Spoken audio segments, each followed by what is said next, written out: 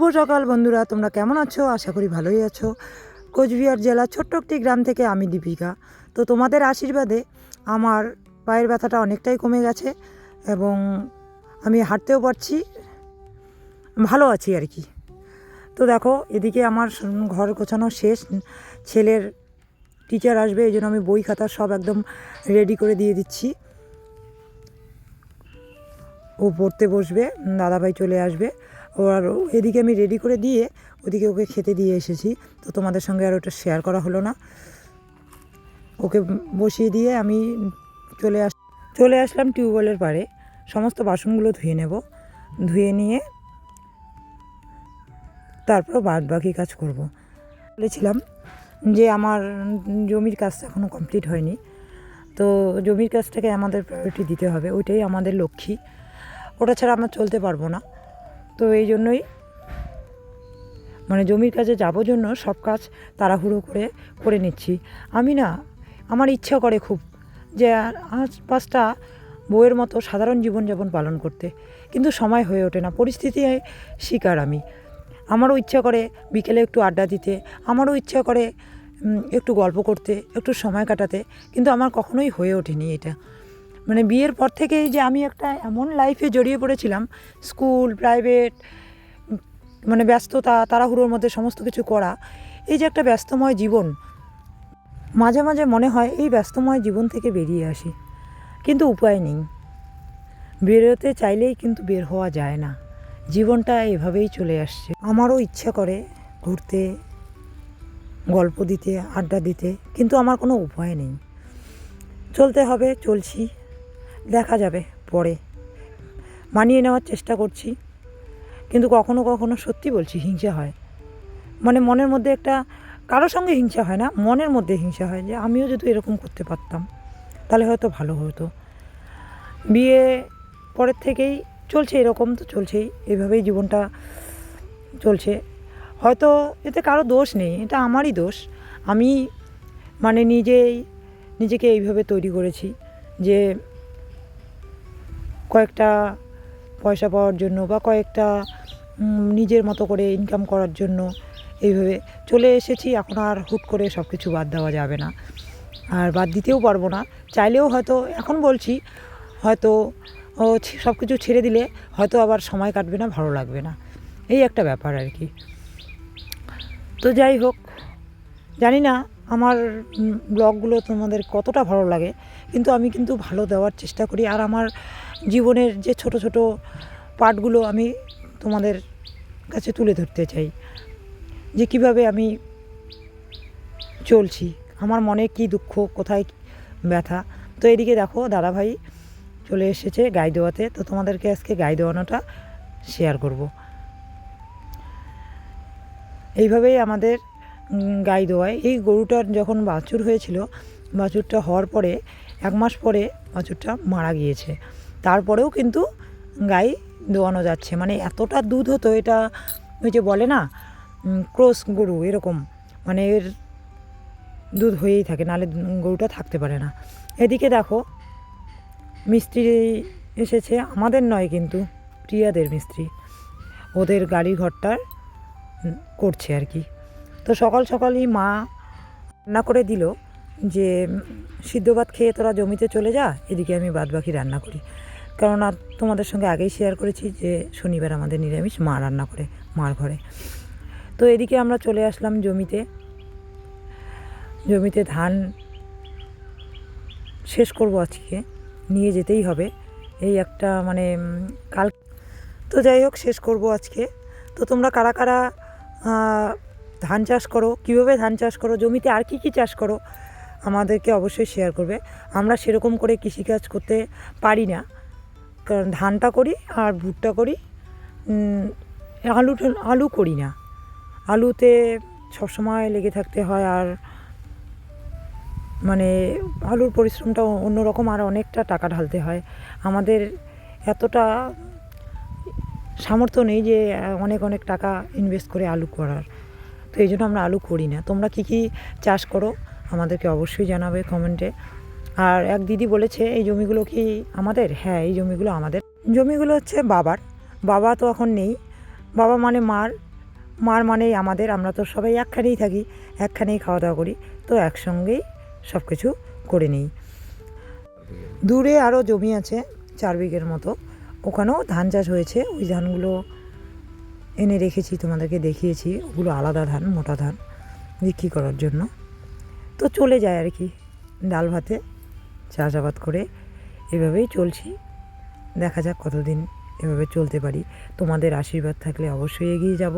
তোমাদের ভালোবাসাই আমাদেরকে এগিয়ে নিয়ে যাবে, এটা আমার বিশ্বাস। তোমরা প্রথম থেকে যেভাবে আমাকে সাপোর্ট করছো, ভালোবাসা দিচ্ছ, আমি খুব খুশি। তো দেখো বন্ধুরা, তোমাদের সাহসে ফাইনালি আমাদের ধান উগানোটা শেষ হয়ে গেল। এই যে লাস্ট, এটা তোমাদের দাদাভাই নিয়ে যাবে, তাহলে শেষ। এই যে দেখো সম্পূর্ণটা।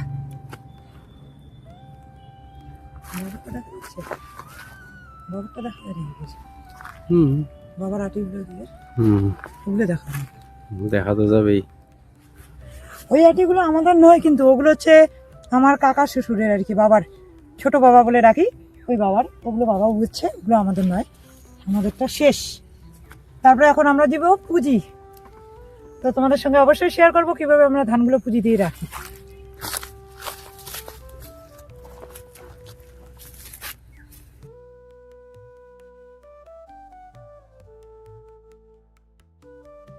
তো যাই হোক, ওই যে বললাম, তোমরা যে আমাকে ভালোবাসা দিচ্ছ, সত্যি মানে আমার অনেক অনেক ভালোবাসা চাই না, আমি অল্প একটু ভালোবাসাতেই খুশি থাকতে চাই। আমার না এই ঝগড়াঝাটি বা কোনো কিছু বিষয় নিয়ে মন মালিন্য করে মুখ অন্ধকার করে থাকতে একদমই ভালো লাগে না। হ্যাঁ, আমার একটু রাগ বেশি, ফ্যামিলির কম বেশি সবাই জানে। আমি চট করে রেগে যাই, রেগে গিয়ে সব কিছু মুখেই বলে দিই, কিন্তু আমি ভিতরে রাখতে পারি না। কেউ যদি আমার সঙ্গে মুখ ভার করে থাকে, আমি মুখ ভার করে থাকতে পারি না। যা হবে সামনাসামনি ঝগড়া হবে, কথা কাটাকাটি হবে, ওখানেই শেষ হয়ে যাবে। এবং তার সঙ্গে পরক্ষণে গিয়ে আবারও কথা বলবো, এটাই আমার ধর্ম, এটাই আমার নিয়ম, এইভাবেই আমি চলে আসছি সারা জীবন। মানে অনেকেই আছে না যে মুখ অন্ধকার করে থাকতে পারে বা কথা বলবো না, এরকম একটা ব্যাপার। তো আমি যদি অন্যায় করি, তবুও আমি তার কাছে গিয়ে কথা বলবো, আর যদি আমি অন্যায় না করি তবুও বলবো। মানে সে ছোট হোক বা বড় হোক, যাই হোক না কেন। কেননা কী বলো তো, যদি মুখ ভার করে থাকি বা অন্ধকার করে থাকি, মনটাকে খুলে না বলি, তাহলে কী হবে, ওইটা বড় হয়ে যাবে। সম্পর্ক তৈরি করতে অনেক সময় লাগে, কিন্তু সম্পর্ক নষ্ট করতে কিন্তু বেশি সময় লাগে না। সম্পর্কটা চট করেই নষ্ট হয়ে যায়, কিন্তু এই তৈরি করতে তিল তিল করে বৎসরকে বৎসর লেগে যায় একটা সম্পর্ক গড়ে উঠতে। এই জন্য না আমার মানে খুব ভয় হয় যাতে সম্পর্কটা নষ্ট না হয়, সব দিকেই বজায় থাকে, সব কিছুই যেন ভালোভাবে চলতে পারি মিলেমিশে। এর মধ্যে যে আনন্দটা না, অন্য কিছুর মধ্যে টাকা পয়সা দিয়ে সেই আনন্দটাকে কিনে পাওয়া যাবে না, এটা আমার ধারণা। তোমাদের কি ধারণা তোমরা অবশ্যই আমাকে কমেন্ট করে জানাবে। তো এদিকে দেখো, তোমাদের দাদাভাই পুঁজির উপর উঠে গেছে।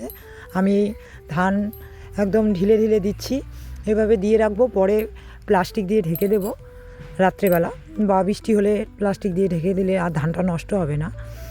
এই জন্যই পুঁজি দিয়ে রাখতে হয়। একটা ফ্যামিলিতে অনেক লোক থাকে, আর যদি যৌথ ফ্যামিলি হয় তো ওখানে নানান ধরনের লোক থাকে। যেমন হাতের 5টা আঙ্গুল সমান হয় না, তো একটা ফ্যামিলিতে সব লোক কিন্তু সমান হবে না। তো কি বলো তো, মিলেমিশে থাকতে হবে। এই এই মানে এই যে কথাটা, এই কথাটার মধ্যে কিন্তু অনেকটা গুরুত্ব আছে। এই কথাটা একটা জোর দিয়ে বলার কথা। মিলেমিশে থাকলেই ফ্যামিলিটা এগিয়ে যাবে, সবাই একই সাথে আমরা এগিয়ে যেতে পারবো, এটাই আমার ধারণা। কারণ একটা ফ্যামিলিতে নানান ধরনের কথা হবে, নানান ধরনের কথা উঠবে। হ্যাঁ, কখনো কখনো ওঠে, আমাকে নিয়ে অনেক কথা হয়, তো অবশ্যই শেয়ার করব সেগুলো। তো সেই কথাটাকে যদি আমি ধরে রাখি তাহলে বাড়বে, আমি কিন্তু ধরে রাখি না, আর আমার মনে হয় ধরে রাখাটাও উচিত নয়। তোমাদের কি মনে হয় তোমরা অবশ্যই আমাকে কমেন্টে জানাবে। বাসনপত্র একসঙ্গে রাখলে যেরকম শব্দ হয়, সেরকম একটা ফ্যামিলিতে অনেক লোক থাকলেও কিন্তু সমস্যা হবেই। এই যে দেখো, আমার বর একা, কিন্তু আমার 2 ননদ আছে, শ্বশুর ছিল, শাশুড়ি আছে, তারপরে যখন বোন আসে, সবাই মিলে অনুষ্ঠানে একখানে হয়ে যাই, তখন যে কত আনন্দ হয়, কত মানে আনন্দের মাঝখানে কথা কাটাকাটিও হয়, কিন্তু আমরা ওইটাকে দীর্ঘক্ষণ ধরে রাখি না। কেন বলো তো?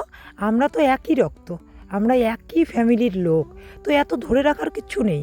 দিদি বোন আমাকে যথেষ্ট সম্মান করে, ভালোবাসে।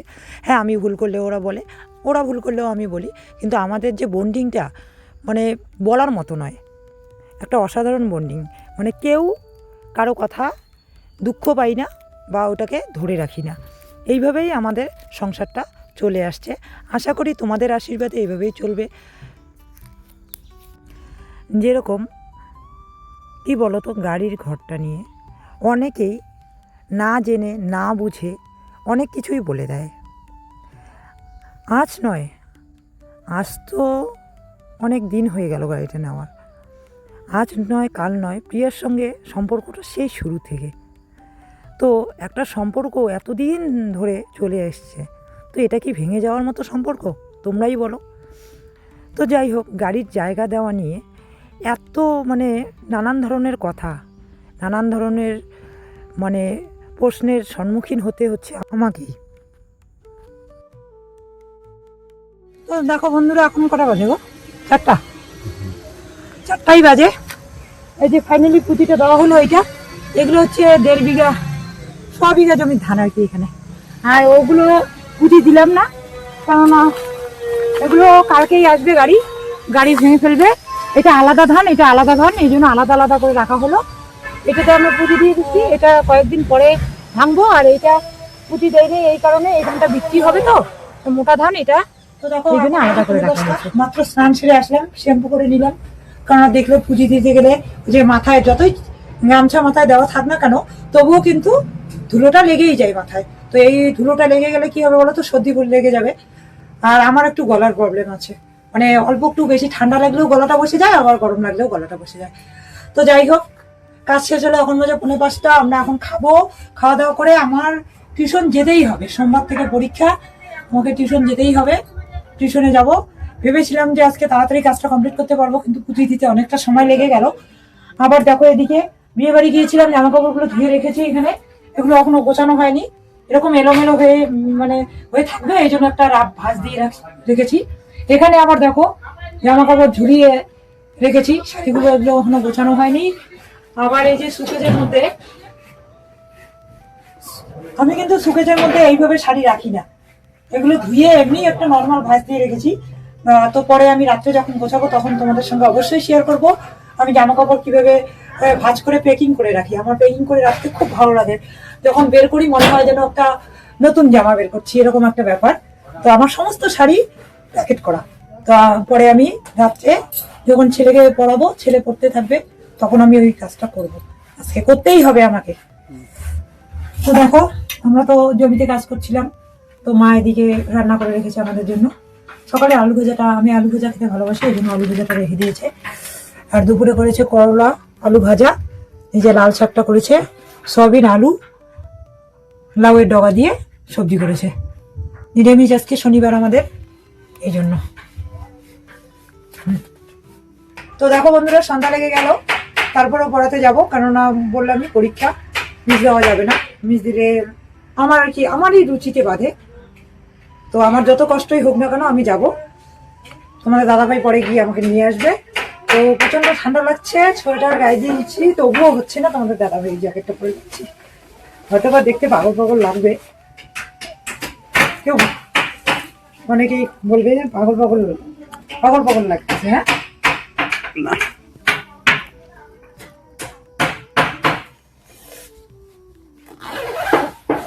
পাগল পাগল লাগলেও ঠান্ডার থেকে একটু সেফ হবে আর কি, এই আর কি।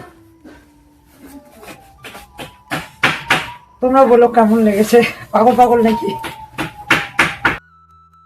টিউশন থেকে এসেই ছেলেকে পড়ালাম, পড়িয়ে রাত বাজে 10:30।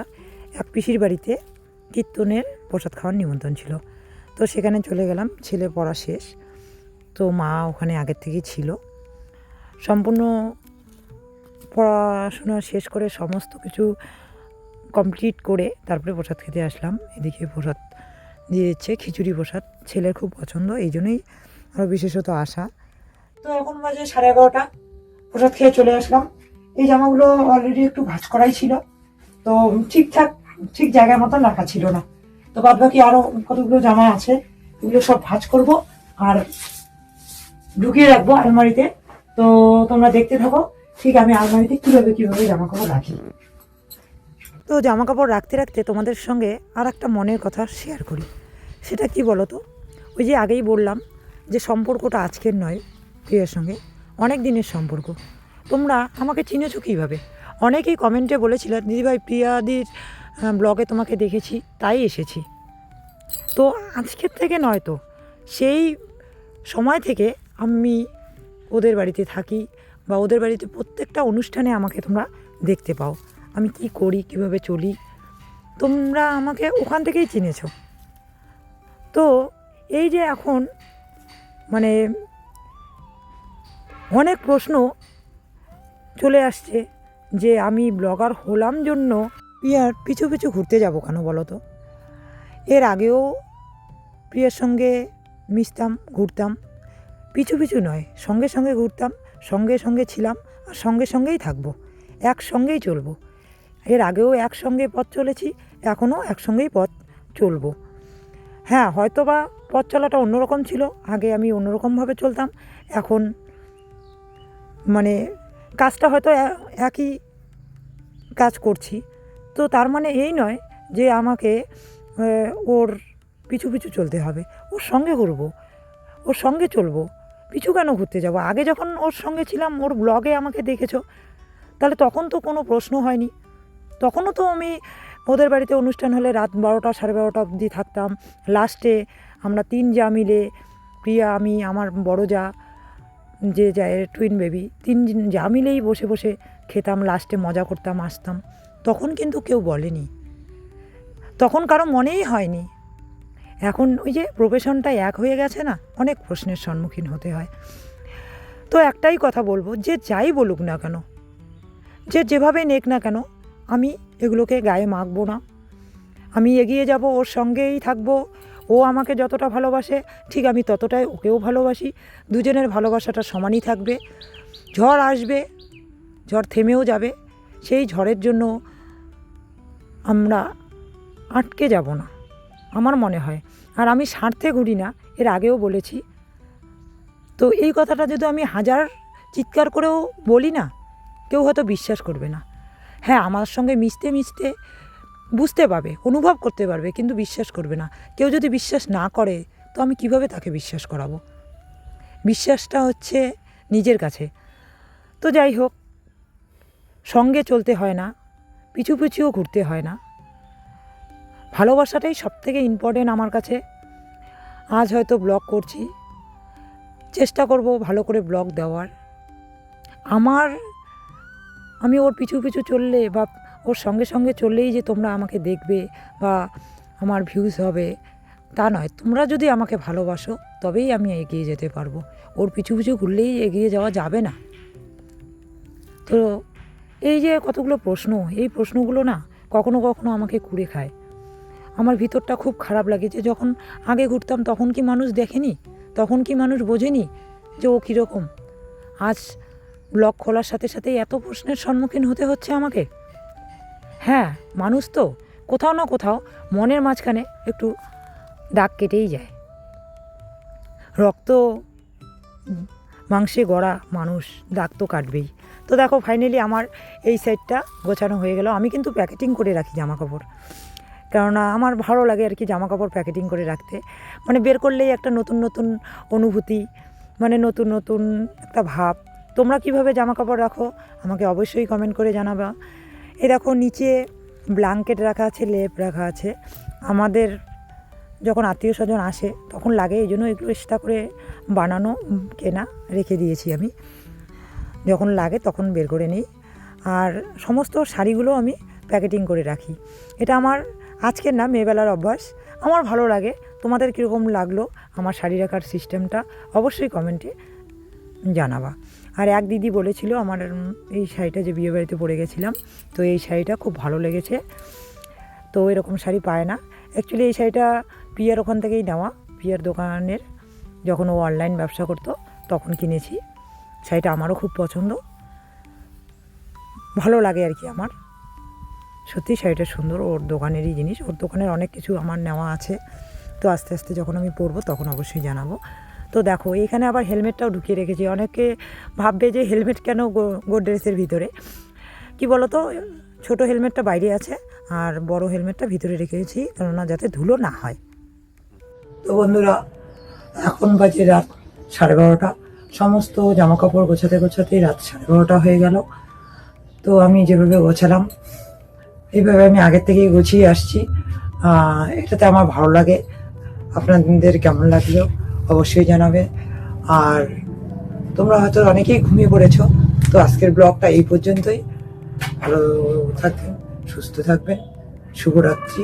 কালকে আরও একটি সুন্দর ব্লগ নিয়ে দেখা হচ্ছে।